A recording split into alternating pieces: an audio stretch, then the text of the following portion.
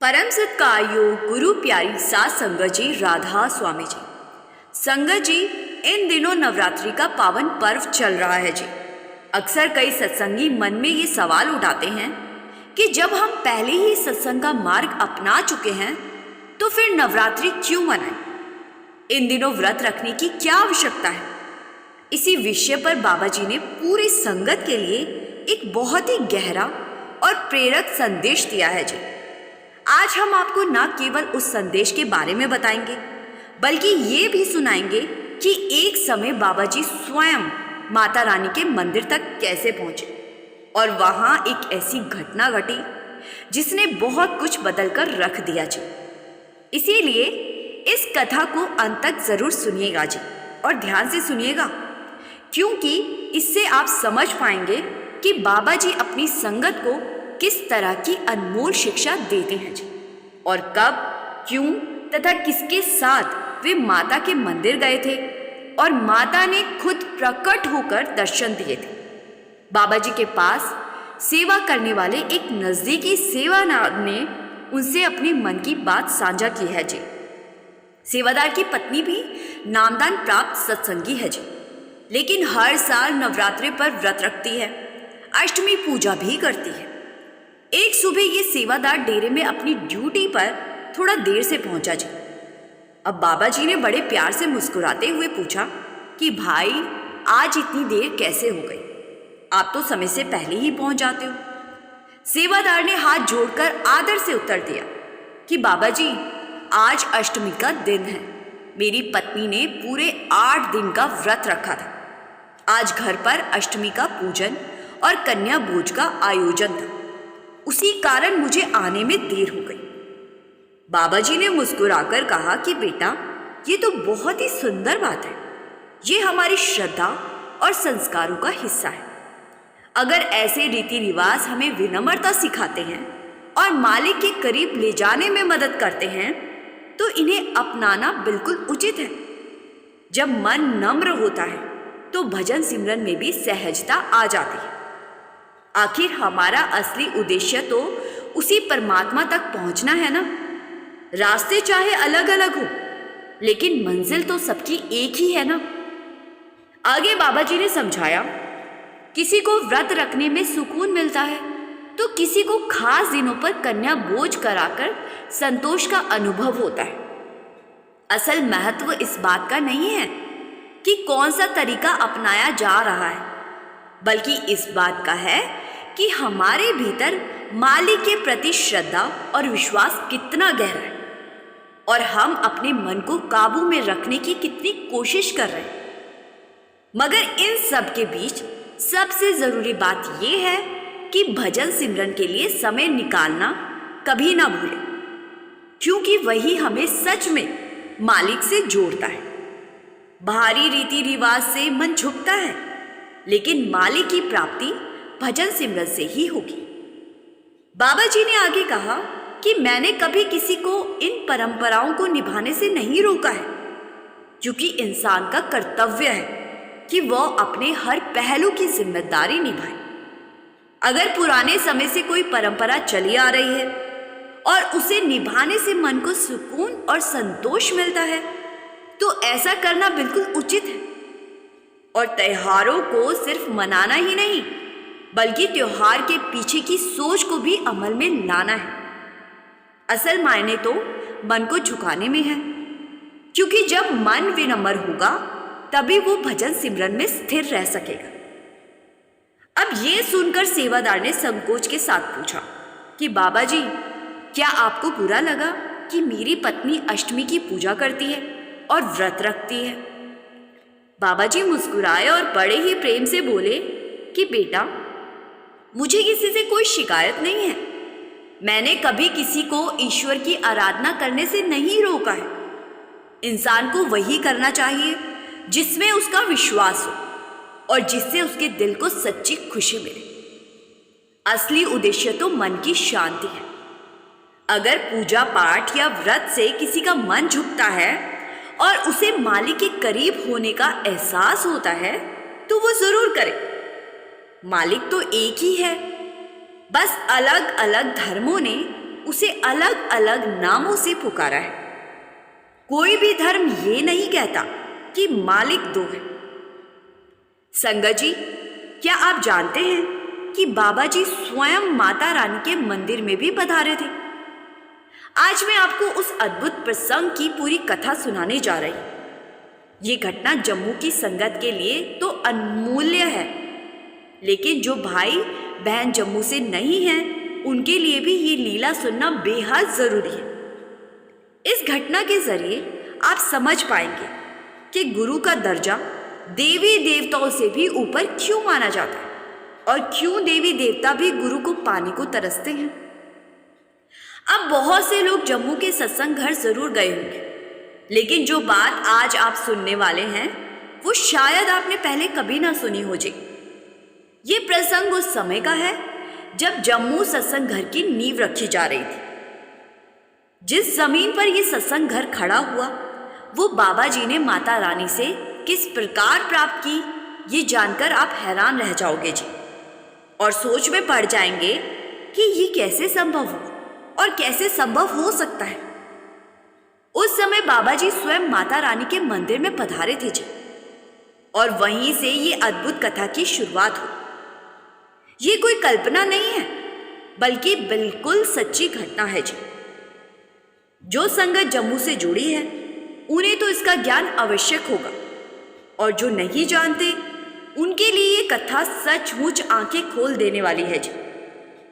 इस घटना के बाद हम आपको ये भी बताएंगे कि नवरात्रि क्यों मनाए जाते हैं। बहुत सारी संगत शायद ये नहीं जानती होगी कि नवरात्रि किस लिए मनाते हैं। पहले आप वो घटना सुने जी जब बाबा जी खुद माता रानी के मंदिर में पहुंचे जी। संगत जी, आज जम्मू का सत्संग घर बाबा जी के सबसे बड़े और महत्वपूर्ण सत्संग घरों में गिना जाता है जी। यहाँ बाबा जी के भंडारे भी बड़े धूमधाम से आयोजित होते हैं। लेकिन जिस घटना का जिक्र मैं अब करने जा रही हूँ वो बहुत ही पुराने समय की बात है जी, जब ये सत्संग घर आज की तरह विशाल नहीं था। उस समय इस विशाल सत्संग घर के निर्माण का काम चल रहा था जी। उस दौर में जम्मू का सत्संग घर काफी छोटा हुआ करता था, और बाबा जी ने देखा कि जम्मू और कश्मीर की संगत को सत्संग सुनने के लिए दूर दराज के सेंटरों तक जाना पड़ता है। तभी बाबा जी ने यह संकल्प लिया कि जम्मू में ही एक बड़ा और भव्य सत्संग घर बनाया जाए, जिससे वहां की संगत को दूर न जाना पड़े। अब इस उद्देश्य के लिए एक विशाल जमीन देखी गई और उसे खरीद भी लिया गया। जमीन मिलते ही एक नक्शा बनाया गया और नए सेंटर के निर्माण की सेवा शुरू कर दी गई जी। चारों ओर से हजारों सेवादार इस सेवा में जुट गए। कोई जत्था शेड खड़ा करने में लगा था, तो कोई सत्संग पंडाल की तैयारी में व्यस्त था जी। हर तरफ सेवा का उत्साह दिखाई दे रहा था और निर्माण का काम पूरे जोश और उमंग के साथ आगे बढ़ रहा था जी। देश के कोने कोने से संगत के जत्थे जम्मू सेंटर पहुंचकर तन मन धन से सेवा में भाग ले रहे थे जी। लेकिन संगत जी, जैसे जैसे निर्माण कार्य आगे बढ़ा, ये महसूस हुआ कि सत्संग घर को पूरी योजना के अनुसार बनाने के लिए और जमीन की जरूरत पड़ेगी। अब जब आसपास की जगह देखी गई तो पता चला कि जिस तरफ अतिरिक्त भूमि की आवश्यकता है, वही सत्संग घर से सटी एक जमीन पर माता रानी का एक पुराना और बहुत ही प्रसिद्ध मंदिर स्थित है। तब डेरे की ओर से यह विचार सामने आया कि अगर माता रानी के मंदिर से थोड़ी सी जमीन मिल जाए तो सत्संग घर का निर्माण ठीक तरह से पूरा किया जा सकेगा जी। उस मंदिर की सेवा पिछले 25-30 वर्षों से एक पुजारी जी कर रहे थे। अब ध्यान से सुनना संगत जी। वे प्रतिदिन श्रद्धा और नियमितता के साथ आरती करते और पूरे समर्पण से मंदिर की देखभाल में लगे रहते थे। क्योंकि सत्संग घर का विस्तार उसी दिशा में होना था, तो वहां से थोड़ी सी जमीन की बहुत ही जरूरत थी जी।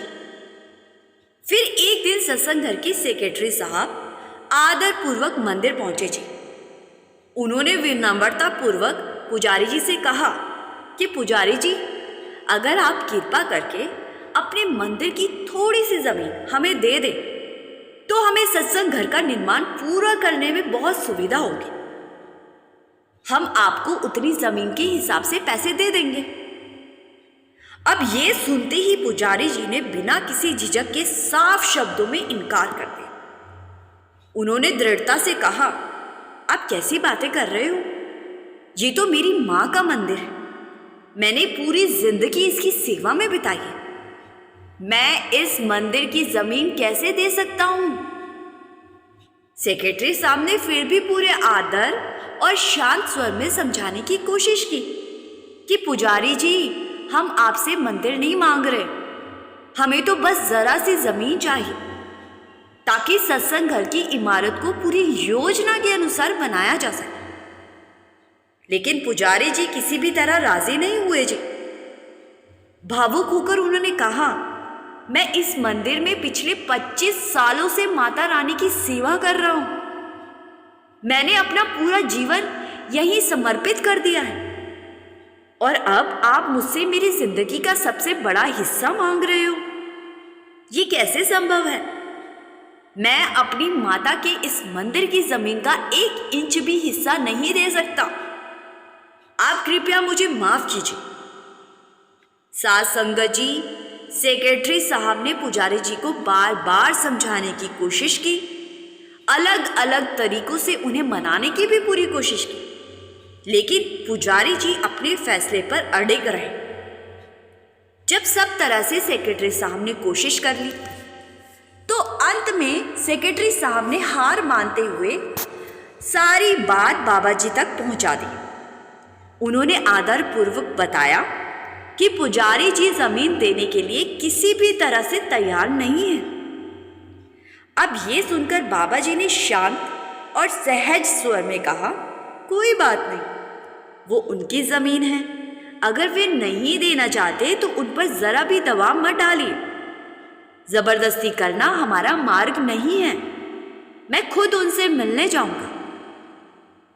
अब कुछ दिन के बाद जब बाबा जी जम्मू सत्संग घर के दौरे पर आए तो उनका पहला रुख सीधे माता रानी के मंदिर की ओर हुआ जी। बाबा जी ने बड़े ही आदर पूर्वक मंदिर में माता के मंदिर में गए। फिर पुजारी जी से मिलने पहुंचे। उन्होंने बड़ी विनम्रता से पुजारी जी से कहा कि भाई, आप हमें बस थोड़ी सी जमीन दे दीजिए। अब संगत जी, पुजारी जी को तुरंत एहसास हो गया कि उनके सामने कोई साधारण व्यक्ति नहीं खड़ा है, बल्कि एक पूर्ण संत है। फिर भी क्योंकि पुजारी जी की आस्था तो माता रानी में थी, इसीलिए पुजारी जी ने वही जवाब दिया जो उन्होंने पहले सेक्रेटरी साहब को भी दिया था। उन्होंने कहा, मैं पिछले 25 सालों से इस मंदिर में माता रानी की सेवा कर रहा हूं। मैं ये जमीन आपको नहीं दे सकता। इसके लिए आप मुझे क्षमा कर दीजिए। अब बाबा जी ने उनकी पूरी बात ध्यानपूर्वक सुनी और बड़ी ही सहजता के साथ कहा, ठीक है, आप एक काम कीजिए ना, सीधे माता रानी से ही पूछ लीजिए।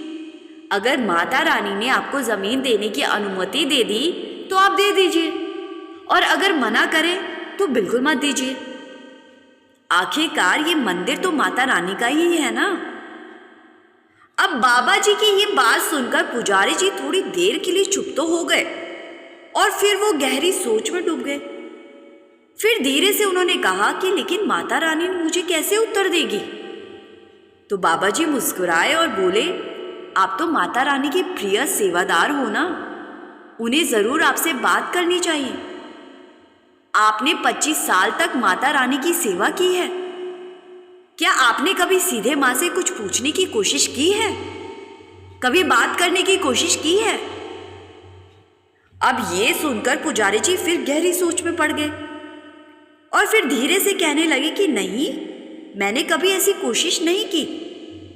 तब बाबा जी ने बहुत ही शांत और स्नेहपूर्वक स्वर में समझाया कि देखिए, जब आपने कभी उनसे कुछ पूछा ही नहीं तो वे आपसे कैसे बात करेंगी? आप माता रानी से बात कीजिए माता रानी आपको जवाब जरूर देंगी।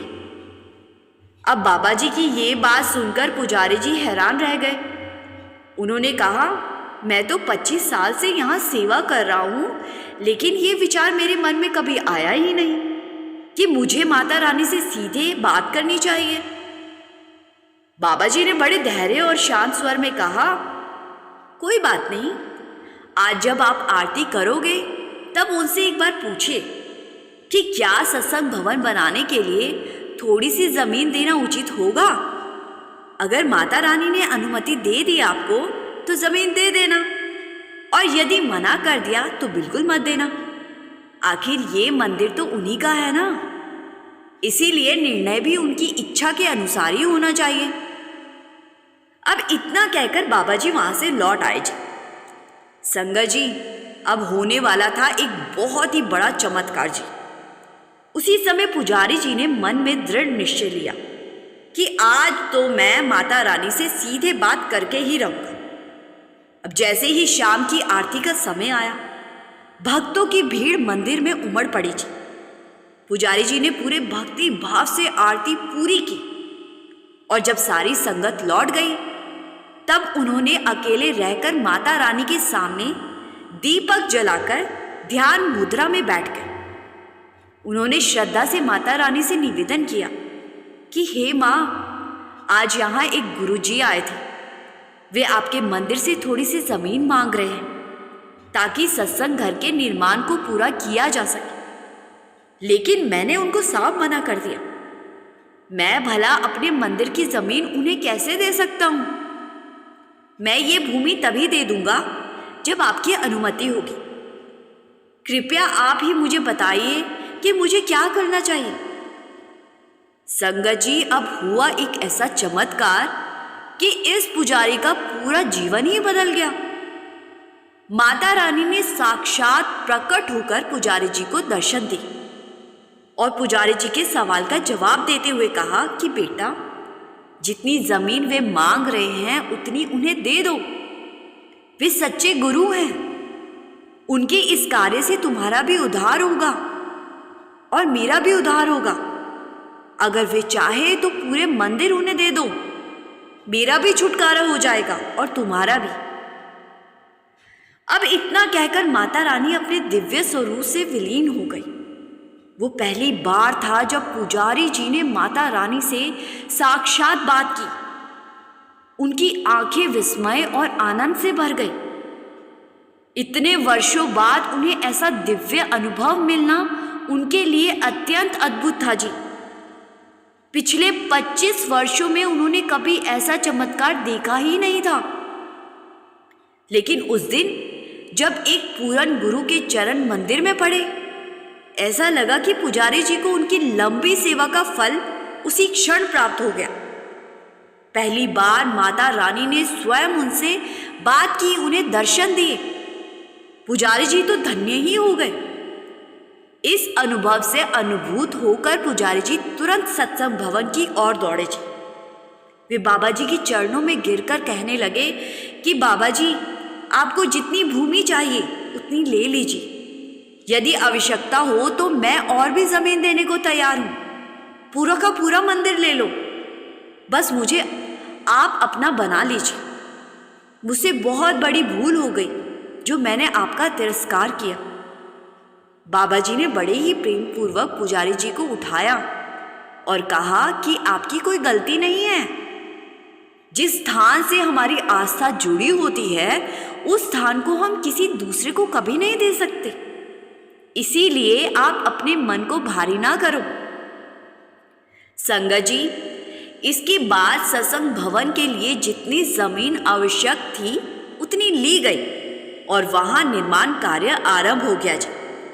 पुजारी जी अब मंदिर की सेवा के साथ साथ सत्संग घर में भी तन मन धन से सेवा करने लगे जी। संगत जी, ये याद रखो कि एक सच्चे गुरु का मिलना बेहद दुर्लभ है। उनके संग प्राप्त करने के लिए न केवल इंसान बल्कि देवी देवता भी तरसते हैं, मगर ये महान सौभाग्य केवल इंसानी जन्म में ही संभव है। इसीलिए इस अनमोल अवसर को व्यर्थ न करना चाहिए और अपने जीवन को सदैव गुरु के आदेश और मार्गदर्शन में समर्पित करना चाहिए। संगत जी, आइए अब बात करते हैं नवरात्रि की। शुरुआत कैसे हुई थी? बहुत सारी संगत इस कथा के बारे में नहीं जानती होगी जी।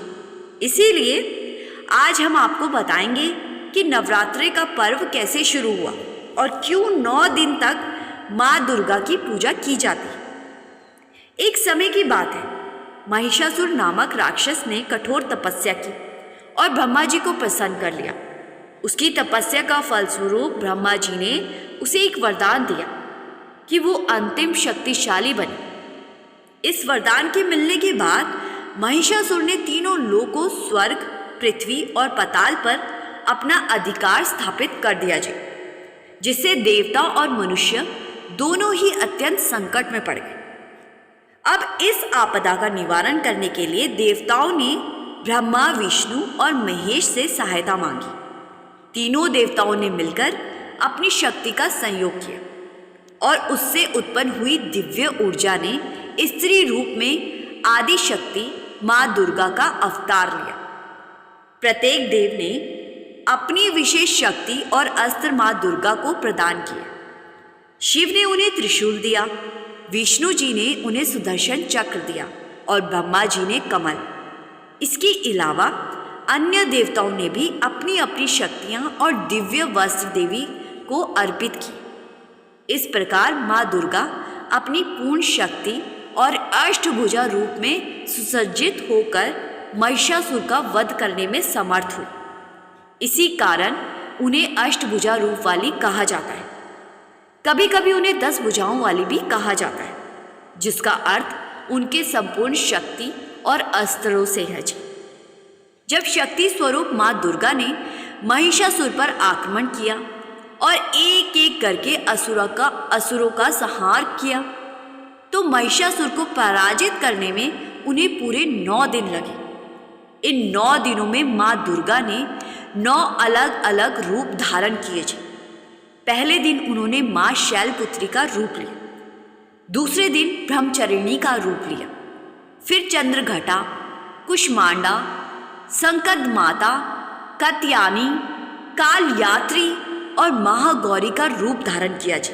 अतः 9वें दिन उन्होंने महिषासुर का वध किया।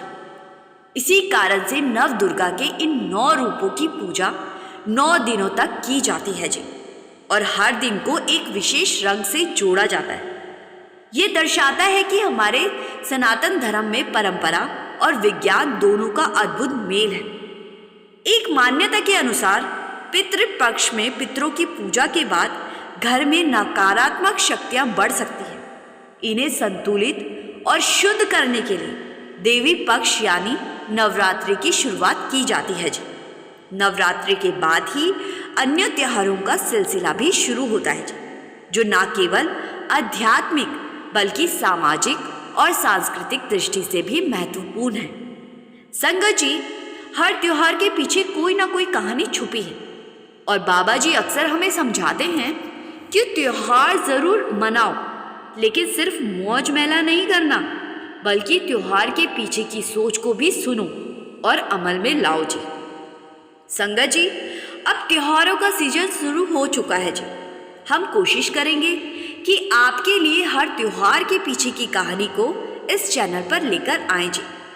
आपसे एक बार फिर से बेनती है कि कमेंट में राधा स्वामी लिखना मत भूलें और आप चाहें तो बड़ी खुशी से संगत के अपने इस चैनल को सब्सक्राइब कर सकते हैं। गुरु प्यारी सात संगत जी, राधा स्वामी जी।